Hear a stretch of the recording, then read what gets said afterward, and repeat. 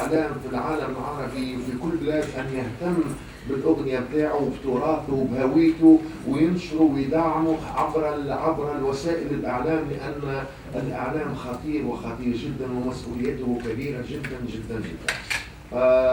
أنا ما نتصورش أنه في المغرب ولا في أي بلد عربي ما فماش مبدعين في الكلمة وفي اللحن، لكن الجسر الذي يربط هذا المبدع بالمستهلك يعني بالجمهور هي القنوات. القنوات مسؤوليتها كبيرة والإعلام مسؤوليته كبيرة، وإن شاء الله نتمنى على الله أن نعطي حق كل مبدع في وطننا العربي، وأن نعطيه فرصة باش يوصل إبداعه، كان شاعرا أم كاتبا أم ملحن أم صوت أم في أي إبداع، أم رسام أم نحات أم رقص. نتمنى أنه نهتم لأنه الهوية متاعنا في ثقافتنا، وعلينا أن أحبش نقول من آخر الأشياء اللي تبقت لنا العرب نحن لإثبات الهوية وتبليغ الرسالة وتلميع الصورة ودعم الاقتصاد هي الثقافة. والله أنا بدون قيد أو شرط أي عمل يوحد الصفوف ونبلغ منه رسالة ونلمع به صورة ونثبت بها هوية بتاعنا، أنا دون قيد أو شرط. وهذه ربما مناسبة للمبدعين كانوا في تونس أو في العالم العربي أن يتقدموا بعمل يعني ملحمة تكون على مستوى العالم العربي. لما لا؟ أنا عمري ما نهار طلب مني المشاركة في عمل ونحس العمل له أهداف إنسانية لتوحيد الصفوف وتلميع الصورة دون قيد أو شرط.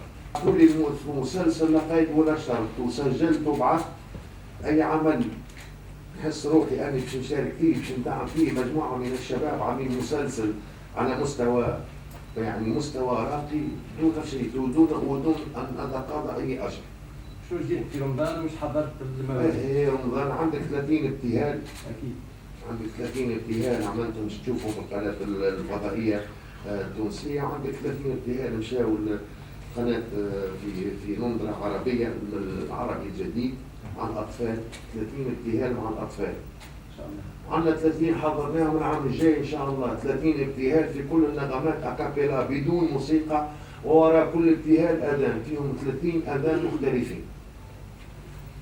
إن شاء الله ربي معنا. والخدمة أنا في عمل دائم متواصل، لأنه الأحداث اللي نشوفوا فيها والتجاذبات والصراعات وما يحدث في العالم، الفنان الحقيقي لا يستطيع أن يدير بظهره لهذه المشاكل، وإذا كان انطلق من مبدأ أنه لابد أن يكون شاهدا على عصره، فلابد أن يتفاعل مع هذه الأحداث ويحاول باش ينور ويحاول باش يحرض ويحاول باش يشكر ويحاول باش ينقذ ويحاول باش ينبه ويحاول باش يحيي ويحاول باش يذكر، فأسعى لذلك.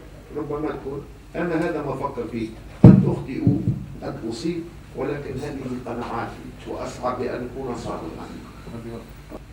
يلا هي كلمة باختصار، كلمة أصحاب القرار، يكفي خلونا نعيش، يكفي ملينا دمار، ما يهملونك ودينك لا يسارك لا يمينك، خلوا كل الناس إخوة بالتسامح والحوار.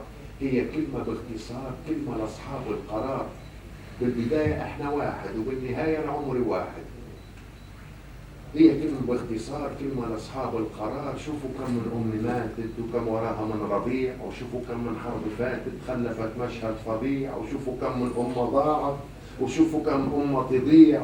يلي بديكم طلبنا، احنا ملينا تعبنا، يكفي حرب ويكفي ظلم ويكفي تشريد ودمار. هي كلمة باختصار، كلمة لأصحاب القرار.